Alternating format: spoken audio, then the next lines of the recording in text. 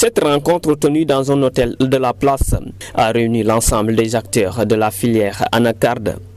Autour des autorités locales, administratives et gouvernementales, le ministre de tutelle a annoncé à cette occasion plusieurs mesures pour faciliter la commercialisation de l'anacarde. La première mesure, c'est d'abord mettre en place un comité technique pour mettre en œuvre le plan stratégique de la filière cajou. Nous allons faire ce comité cette année. Pourquoi? Parce que nous nous rendons compte qu'il n'y a pas eu assez de travail conjoint entre ICAS, les acteurs, les ministères de l'Industrie, les ministères de l'Environnement, le ministère de l'Agriculture. Donc ce comité stratégique va comprendre effectivement tous ces ministères impliqués, avec également les acteurs, les transformateurs, les producteurs, les collecteurs. Ça, c'est la première décision. La deuxième décision, c'est demander la fixation d'un prix aux producteurs pour chaque campagne. Cela permettra d'avoir un prix plancher dont le montant sera effectivement fixé chaque année par la filière, comme ça fait pour l'arachide. Je crois qu'on ne peut pas laisser les producteurs à la merci des exportateurs ou à la merci des transformateurs. Il faut que ce soit organisé. Et c'est pendant ce comité que nous allons fixer toutes ces mesures. Nous allons aussi proposer le prélèvement d'une taxe à l'exportation en Conseil des ministres pour pouvoir intervenir pour financer effectivement la filière, pour financer l'ICAS, financer aussi les producteurs, financer la recherche, bref, faire en sorte que les facteurs limitants que nous avons évoqués puissent être effectivement levés. Dans la foulée, rappelez que cette rencontre a mis en lumière les ambitions de l'État pour une profonde mutation de la filière, longtemps restée cantonné.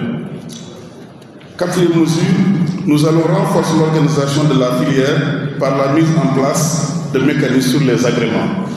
Il n'est plus question à partir de la prochaine campagne d'opérer dans la filière sans avoir un numéro d'agrément.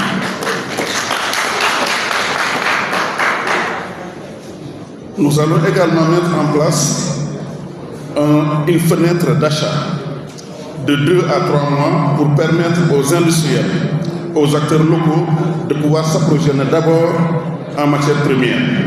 C'est ce qu'on vient de faire sur la filière oignon, n'est-ce pas, monsieur le directeur de l'ARM, où nous avons demandé aux industriels, aux grands producteurs d'oignons, aux agro-industriels d'attendre d'abord que les petits agriculteurs puissent s'approvisionner, puissent vendre leur production avant les autres. Et ça a bien marché pour la Tabaski. Nous allons aussi prendre des mesures pour mieux encadrer le transport par voie terrestre et faciliter aussi les autres types de transport. Là, il faut savoir que nous avons laissé cette initiative aux producteurs qui ont le choix d'aller soit par voie maritime pour soutenir la filière maritime, que je salue, que j'encourage. Ça permettra effectivement de faire fonctionner le port, de créer des emplois au niveau des dockers, mais nous allons également demander aux camionneurs de se mettre également à disposition de la filière pour transporter. Donc, c'est la liberté à ce niveau-là, au niveau des producteurs, de choisir le meilleur système de transport qui est sien à la situation. Mesure 7. Nous allons proposer un fonds spécifique d'appui au développement de la chaîne de valeur anacarde. En réalité, nous avons vu que en mettant des taxes sur l'exportation, comme ça se fait dans beaucoup de produits, au niveau régional, au niveau en Côte d'Ivoire, ailleurs, nous pouvons effectivement financer la filière en tant que telle. Nous allons aussi travailler sur un prix assez motivant pour préserver les revenus des agriculteurs contre les fluctuations et également contre certains abus. Mesure 9. Nous allons poursuivre et renforcer le programme PACAS ainsi que les moyens d'intervention des agropoles. Nous l'avons vu tout à l'heure, les agropoles interviennent déjà aussi bien dans la recherche et le développement, dans la distribution de plantes, dans la production de plantes, mais aussi dans la transformation. Et je peux vous dire, vous annoncez d'ores et déjà que l'agropole du Sud a pour vocation première de transformer l'anacarde. Il y aura un laboratoire de recherche, il y aura une usine à l'intérieur, il y aura des incubateurs pour tous les jeunes qui veulent entrer dans la filière et sera inauguré à partir de l'année prochaine. Les travaux sont en cours. Nous allons aussi mettre en synergie toutes les structures du ministère du Commerce. Vous l'avez vu tout à l'heure, les structures sont toutes mobilisées. Elles ont toutes investi dans des programmes très importants, notamment l'INOCIR, l'agent de régulation des marchés avec les centres de stockage, l'ORSE, le programme des agropoles, l'agent de développement et des PME, le bureau de mise à niveau, la direction du redéploiement industriel, mais de même également que la DCI, la direction du commerce intérieur, qui est ici présente. Nous allons aussi coordonner les financements bancaires et autres financements. Nous avons vu qu'il y a beaucoup d'argent qui est investi dans la filière, mais ce n'est pas coordonné.